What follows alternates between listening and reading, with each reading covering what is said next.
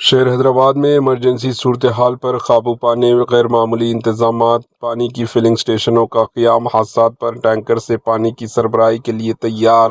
شہر کے پٹن چرو کے علاقے پاشا ملارا میں ایک فیکٹری میں حالیہ دھماکے کے بعد اس بات کی تشویش کی جا رہی ہے کہ ایمرجنسی صورتحال کے دوران حیدرآباد کے صنعتی علاقوں کی کتنی تیزی سے پانی فراہم کیا جا سکتا ہے۔ HMWSSB کے عہدیداروں کا کہنا ہے کہ شہر حیدرآباد میں ایمرجنسی صورتحال میں صرف منٹوں میں پانی فراہم کیا جائے گا، جس میں فلنگ اسٹیشن کلید کردار ادا کریں گے۔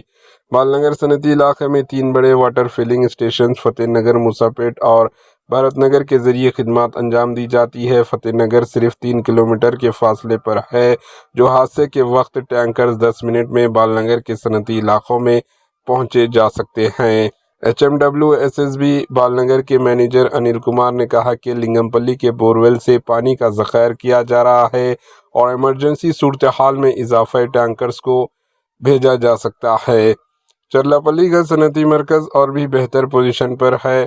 وہاں کے رادھیکا ایس راؤ، مولا علی اور حبشی گوڑہ میں فلنگ اسٹیشن 6 کلومیٹر کے دائرے میں ہیں۔ باچو پلی اور بولارم زون قریب میں ہی واقع ہے۔ یہاں سے 10 تا 15 منٹ میں ایمرجنسی حالات میں ٹینکرز کو طلب کر لیا جا سکتا ہے۔ ناچارم میں صنعتی یونٹ 4 قریبی فلنگ اسٹیشن سے فائدہ اٹھاتے ہیں۔ مولا علی، تارناکہ، اپل اور حبشی گوڑہ ناچارم زون کے مینیجر سراج الدین نے بتایا کہ مولا علی صنعتی علاقوں میں صرف 3 کلومیٹر کے فاصلے پر ہے۔